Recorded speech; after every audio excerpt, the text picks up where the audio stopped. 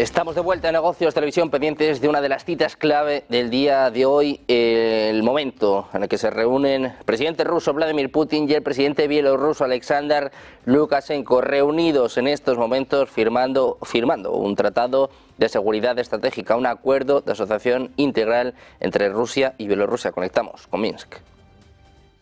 The GDP of our two countries has grown significantly, 2.5 times in Belarus and Russia. The trade turnover, commodity turnover between the two countries is growing. Last year it reached $55 billion. This year, at the same rate, we're going to see the $60 billion mark. But we need to ask ourselves, have we done everything to ensure that this progress is continuous and uninterrupted? To cope with more and more challenges, we need coordinated and responsible work of the two governments and all sectors of economy. For due to the peculiarities of the current situation, we have to face tasks we have never faced before. Members of our governments will dwell in more detail on prompt response to various situations.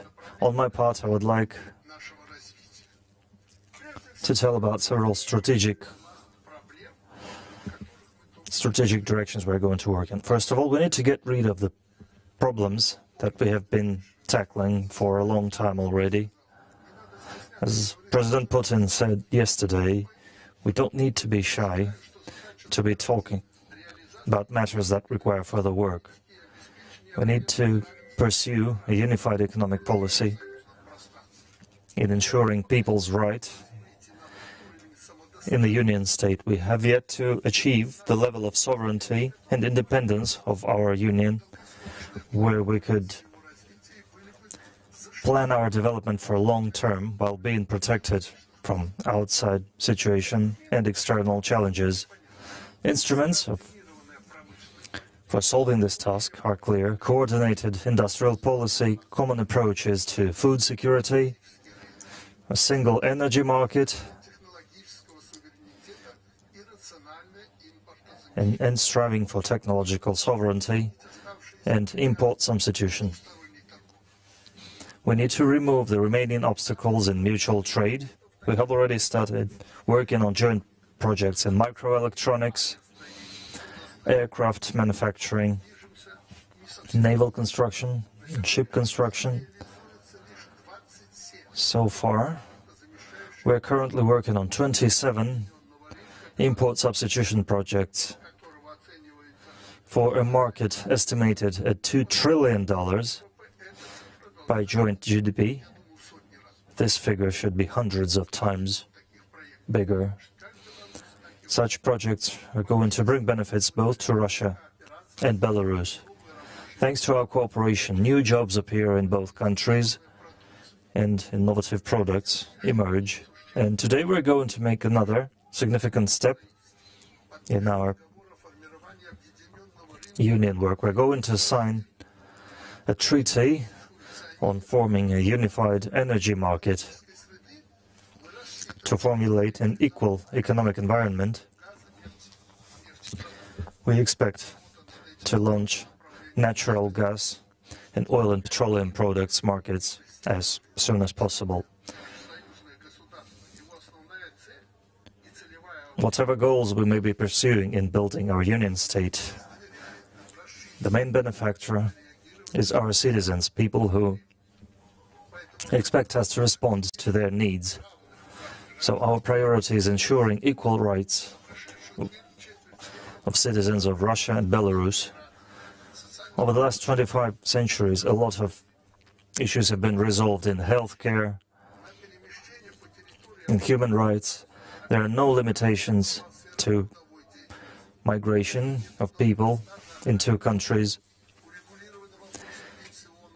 In healthcare and labor security, pension and social insurance, all citizens have access to ambulance and medical help. In 2023 alone, in Belarus, medical assistance was provided to more than 60,000 citizens of Russia. Families with children get their support. And what's especially pleasing, on every holidays and festivities, Belarus is the most popular destination for people of such a vast country as Russia. A lot remains to be done yet. Every person should feel the benefits of our union. Number 2 is transport and logistics. Belarus export cargoes are going through Russian seaports, and that brings benefits to Belarus, helping it solve its export objectives. And it brings extra revenues for Russian businesses as well. The next project is the Northern Sea route. We've already tried transporting cargo along that route, and it works very well. Russian partners are working on a pilot project of high-speed railway from Moscow to St. Petersburg, and we expect it to continue all the way to Minsk. Mr. President, you're saying that this railroad is going to stretch all the way to Minsk and Brest. Really makes us happy. And military and political security, life itself, makes us pay special attention to the defense capabilities of our two states. And today, with the signing of the security concept of the Union State and the Interstate Treaty on Security, we will reach an unprecedented level of strategic partnership and coordination in the military sphere. This will allow to preserve territorial integrity of Belarus and Russia, to maintain sovereignty and independence, and form guarantees of peaceful life for our citizens. Our intention to sign this treaty, however, has agitated our so-called partners in the West. Number 4, planning and redistribution of labor resources. It is no secret that Russian labor market every year attracts a lot of people from Belarus, which leads to a shortage of human resources in Belarus.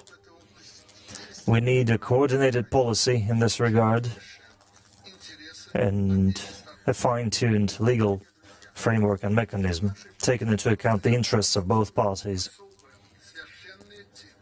There is a special sacred aspect to our partner negotiations. In May, Belarus, together with other nations who share our values, will celebrate the 80th anniversary in the Great Patriotic War. This is an essential date, a holy, sacred date for all our people. Just like our ancestors, on the 9th of May, we'll celebrate the victims of that terrible war, and we'll celebrate the anniversary of the victory of the Soviet people over fascism. Today we have a rich and eventful agenda, full of specific topics that will help us improve the function of our economies and enhance the security of our two states. Let me wish you all great work. Thank you for listening, and it's over to Vladimir Putin, President of the Russian Federation. Thank you very much, President Lukashenko.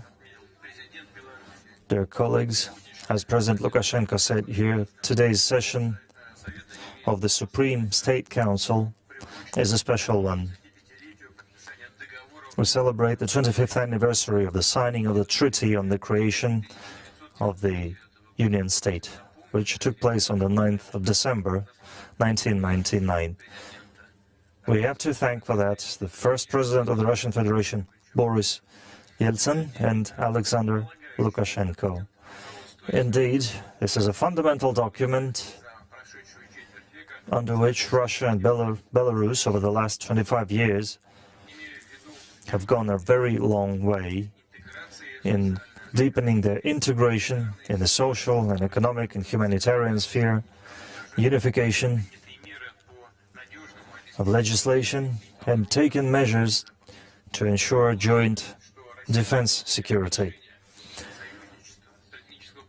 The strategic partnership and allied relationships between Russia and Belarus are built on the fundamental principles of friendship, mutual respect, and taking into account the interests of each other. Our nations are joined by a common history, family ties formed among many people in Russia and Belarus, and adherence to similar moral values. Trade and investment exchange is actively developing within the Union State, and so are business contacts and cooperation ties. And conditions are created for a stable and consistent development of our countries. So this integration brings tangible benefits to the people of our two countries, contributing to their living standards and well-being, confirming the correctness of our course toward a single, unified economic, humanitarian and defense space of Russia and the Republic of Belarus. Let me note the fine-tuned mechanisms of the Union States. We regularly hold sessions on the ministerial level. The Permanent Committee of the Union State helps both states pursue an agreed macroeconomic policy and establish inter-industry cooperation, coordinating matters related to financial markets and banking systems. And special attention is paid to minimizing damage from unlawful Western sanctions and other restrictions. And Supranational Taxation Committee and Intergovernmental Customs Committee are working very hard. We had discussed these issues for a long time, fine-tuning our positions. And in general, on our part and on the part of our friends in Belarus, we have found all the solutions. And I'm sure colleagues from both countries are satisfied with how these mechanisms work. And in today's situation, these mechanisms play a very important role, creating conditions for consistent growth of our economies. And solutions of the Supreme State Council are being implemented. We're talking about large-scale joint projects and events in key spheres such as industry, agriculture, energy, transport, culture, and information policy. And science and education are in the focus of our attention as well. Currently, about 20% of all activities have been fulfilled, and the efficiency of Russian-Belarusian integration is confirmed by growing trade turnover figures. President Lukashenko has already mentioned the forecasted figures. From January to September 2024, it has grown by 4.8% to exceed $37 billion.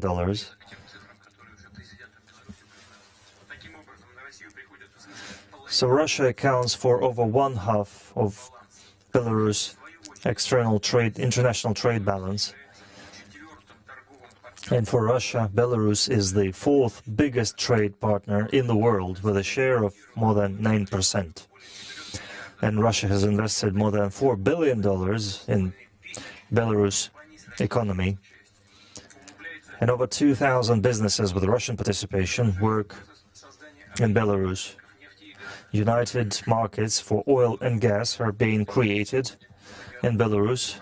And today we're going to sign a treaty on forming a single energy market that President Lukashenko mentioned here. This will allow lower prices for end users and consumers in Russia and Belarus, which is going to be crucial for businesses and utilities. And Belarus, the Belarus nuclear power plant built by Rosatom, works as planned, and more than 14 billion kilowatt hours has been produced this year, which is 20% more, already 20% more than in the entire 2023. And our industrial cooperation, with an emphasis on import substitution, is working. And this is very important in today's situation and in the future. As some of my colleagues from the Russian government tell me, we really wish they didn't lift any of the sanctions. Of course, there are certain problems related to those restrictions and sanctions, but liberation of the Russian market for some of our manufacturers, as was the case with agriculture, is actually a benefit, more of a benefit than a problem.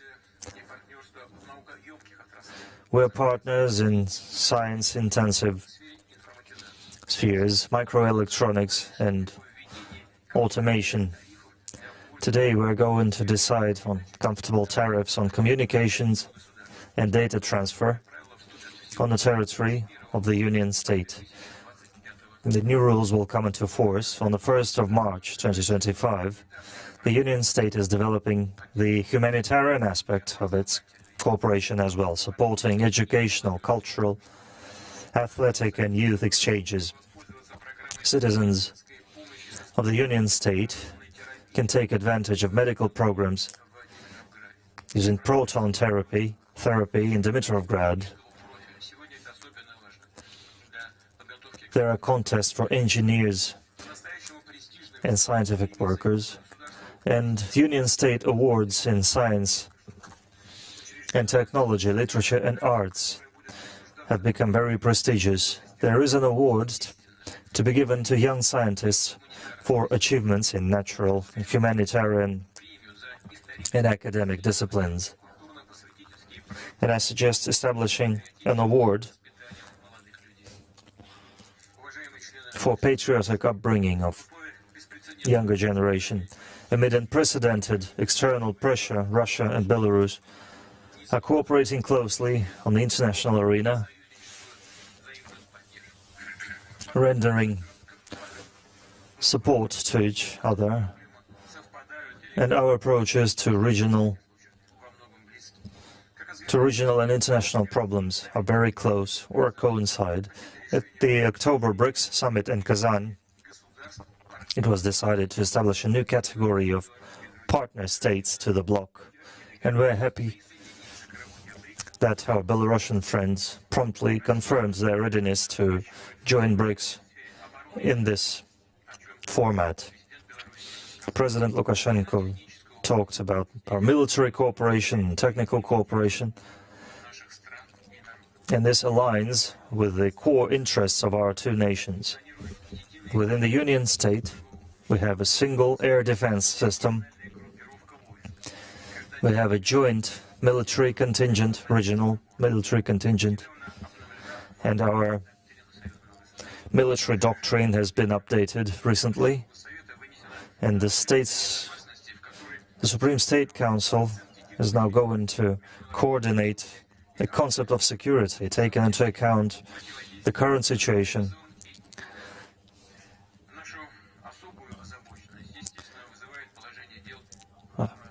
Of special concern to us is the situation in the European region, including Ukraine. The countries of the West are aggravating the tension. They have brought the situation to its current status, and their irresponsible policies pushing the world to the brink of a global conflict. We know the position of the President of Belarus, aimed at peaceful regulation of this crisis. We constantly pay attention to this matter, and we're going to talk about this as well. Pay attention to that during our today's conversations. And today we're going to sign an interstate treaty on guarantee and security within the Union State. That will stipulate our joint obligation to preserve the constitution of Russia and Belarus and protecting the territorial integrity of our two countries using all available means and resources, including Russia's tactical nuclear weapons deployed upon the initiative of the President of Belarus on the territory of Belarus. Let me remind everyone that its possible use for defense when dealing with aggression with conventional weapons, but creating a critical threat for sovereignty or territorial integrity of our two countries, is stipulated in the decree on the fundamentals of Russia's policy on nuclear deterrence. I'm sure that this treaty will allow to reliably protect the security of Russia and Belarus and will create conditions for peaceful and continuous development of our two countries. Next year, we're celebrating the 80th anniversary of victory in the Great Patriotic War. It's important that both Russia and Belarus remembers and honors our ancestors who fought the Nazism together, and we will do everything to make sure that future generations remember the price that had to be paid for the victory over Nazism. So we are inviting the Belarus delegation and Mr. President Lukashenko to take part in the victory parade on the Red Square. And I hope to meet with President Lukashenko on the 25th, 22nd of December at the informal CIS Heads of States meeting and at the session of the Economic Council of EUROSEC. And today's session of the Supreme State Council, I hope, is going to be very productive and serve and enhance the security and the potential of the Union State. I would like to thank everyone involved in the work, in the preparations of today's session, for their work. Thank you very much.